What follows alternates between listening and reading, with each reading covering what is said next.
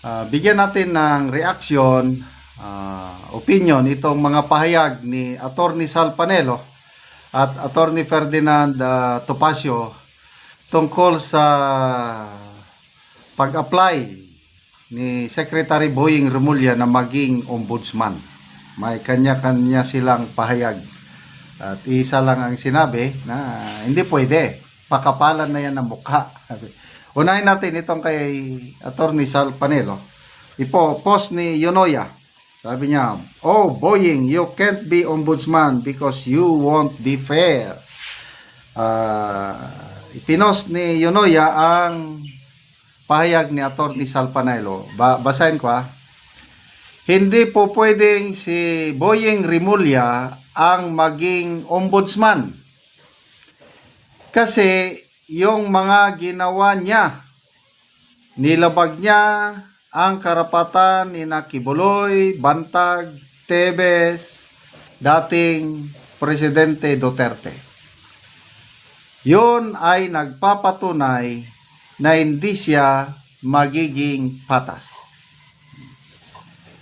Kailangan sa ombudsman may independence of mind, may integrity at mahusay, sumusunod sa batas, hindi yung ginagamit ang batas para iharas ang mga taong kalaban sa politika. Ayan, Attorney Salvador Panelo, July 2, nung binanggit niya ito. So, anong masasabi nyo dito sa ano? Hindi daw siya patas. Dahil yung naipakita niya na gawain nangyari kay Bantag, Tebes, Kibuloy, and PRRD. So, hindi pwede. Anyway, opinion lang ito ni Attorney Panelo. Depende pa rin sa Judicial and Bar Council kung isama nila si Secretary Boying Remulla sa i-recommend nila sa Pangulo, and ang final say ang Pangulo.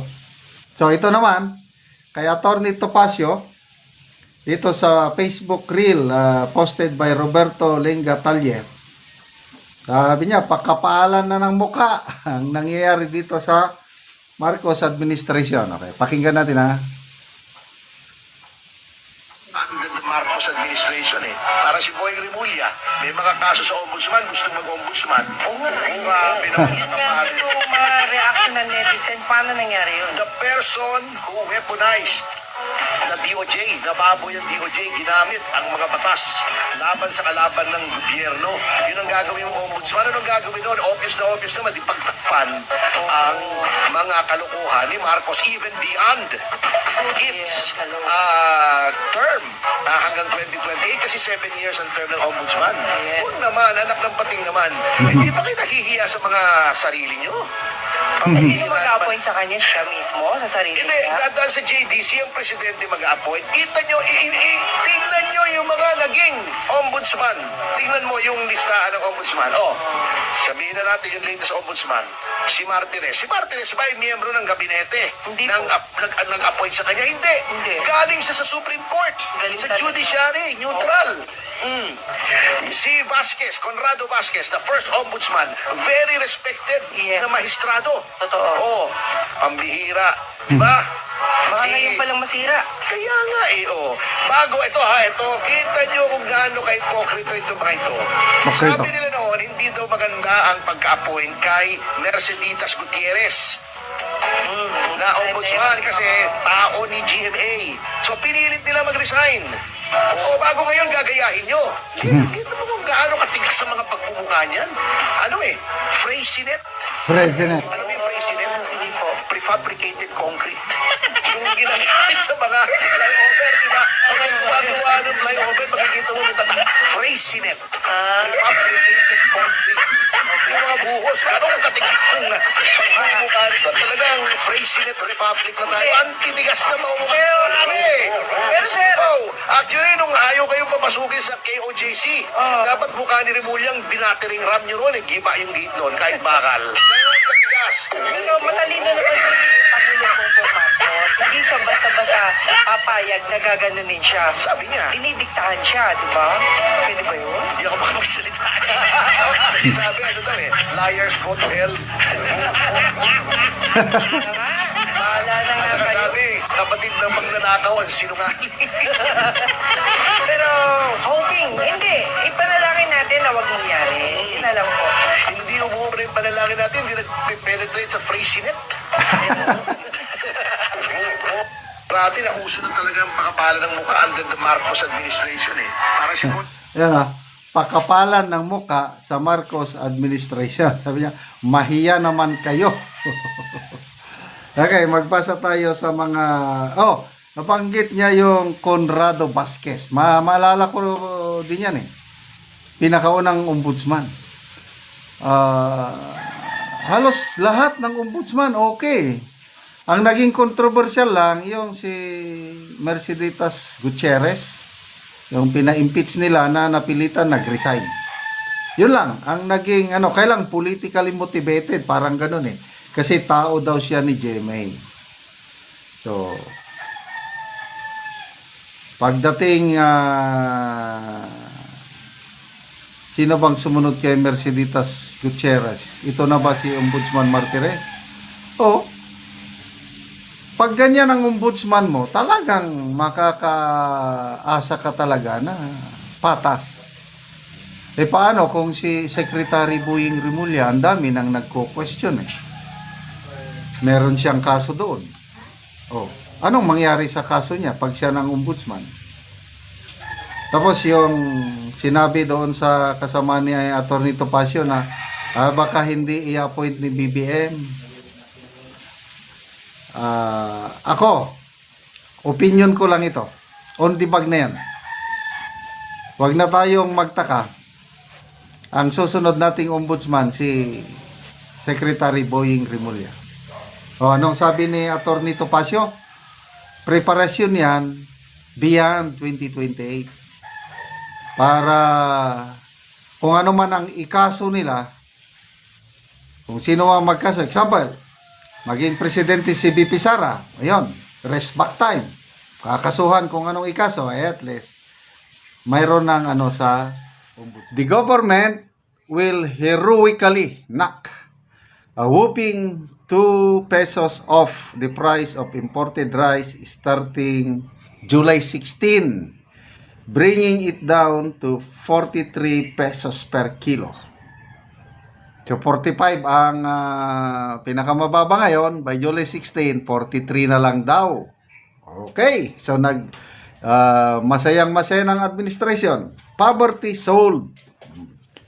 Please adjust your gratitude accordingly. Salamat at mayroong Daily Tribune na sumusulat ng ganitong mga opinion o komentary para matimbang-timbang natin. Nasolve na ba talaga ang poverty with 43 pesos per kilo na bigas? Nagbunga na ba yung Executive Order number 62, yung pagbaba ng tarifa from 35% to 15%? Ito na yung bunga, poverty solved. Yun ang ng Daily Tribune eh. The move applies to 5% broken rice. Ito yung pinakamababang klase. Bumibili kami broken rice nga eh. Yun ang mura eh. Kaya lang yung good quality ay mataas pa rin. Oh. So poverty solved dahil yung broken rice minus 2 pesos. The move applies to 5% broken rice, the variety most Filipinos eat because they can't afford to be picky. Hindi pwedeng mapili. The one that's broken, like the farmers who can afford it. 2 pesos off the rice. Now we just need 198 more and we can afford breakfast. At this rate, poverty will be solved in 2087. 2 pesos in savings, generous. Generous, you can plan to invest it in your children's education. What is 2 pesos in 2025? Kung minsan nga, yung 5, binabaliwala na lang yan eh. Wala na talaga. Yung value ng peso ngayon. Nung kabataan namin, 1960s, 1 sentimo lang ang baon ko papuntang eskwelahan, maligayan ako. Ang dami ko nang nabibili, 1 centavo. 2 pesos ngayon, na masave mo, ito na, happy-happy ng administration. Dahil may pababa nilang presyo ng broken rice, 2 pesos. Okay. A win for every poor Filipino. Hate to see what they call it a loss. 2 pesos is the kind of tawad Suki gets when the tendera feels sorry for her. Still, every centavo counts, especially when it's all you have. Ayan. Maligaya ang administrasyon. Poverty solved. 2 pesos. Basa tayo sa mga comments. Ito, puros mga picture. Hindi ko na lang ipakita. Philippines to remain as the world's top rice importer in 2025. Yan po, isang legacy ng administrasyong ito. Tinalo na natin ng China. So, 2 years in a row na ito. Ang alam ko, 2024, tayo ng number 1 rice exporting country. Hanggang ngayon, tayo pa rin. And I believe, tuloy-tuloy na ito. Kasi, ang nakikita kong projection ng gobyerno is talagang imported. Kasi kulang ang kulang ang production natin, kaya mag-import. Sinasabi pa ng Pangulo na yun daw 20 pesos per kilong bigas kaya daw i-sustain dahil mataas ang ating ani. Kung mataas ang ating ani, bakit pa tayo nag-i-import ng bigas? So, ang tanong, nabasa ko mga sa comment, nasaan yung 20 pesos per kilong bigas? Nandyan pa rin sa mga selected stores, Kadiwa, buong Pilipinas, I don't know how many Kadiwa stores, kakaunti. Ayun, pwede makabili ng 20 pesos per kilong bigas, kailang limited. Ang makakabili lang yung mga senior citizen na indigent. Hindi pwede ako, senior citizen ako, kailang meron namang pension. So, hindi kami pwede. Yung talagang hirap na senior citizen, indigent, yon pwede. PWDs, solo parents, at saka yung mga 4-piece beneficiaries. Sila lang makabili. Kaya, kakaunti ang natutulungan ng 20 pesos per kilong bigas. Hindi nila pwedeng may pagmayabang na natupad ang promise ng gobyerno dahil kakaunti lang ang nakikinabang. Ang promise na 20 pesos per kilong bigas, lahat Kaya itong 43, ito yung pangkalahatan. Yan, pwede na tayong makabili. Yun lang ang makaya natin So, poverty solved? Wala. SWS survey. Mula pa nung umupo ang administrasyong ito, ang survey ng SWS, pataas ng pataas ang poverty rate. Nakalimutan ko na lang kung anong percent. Kung hindi ako nagkakamali, 20% na ngayon tumaas. Ngayong April ata o May. Tumaas. Poverty rate, hunger rate, tumataas ang bilang, hunger pala yung tumaas. But, ganon din, ang poverty tumataas sa survey ng SWS. So, saan na yung legacy ng Pangulo? Ano yung legacy niya? Yung una niyang legacy is, walang magugutom na Pilipino. Kaya meron silang programa sa DSWD nga, walang gutom programa. Is it possible na walang magugutom na Pilipino? Suntok sa buwan yun. Masarap lang pakinggan yung mga ganong pronouncement ng Pangulo na legacy, walang magugutom na Pilipino by 2028. Suntok sa buwan.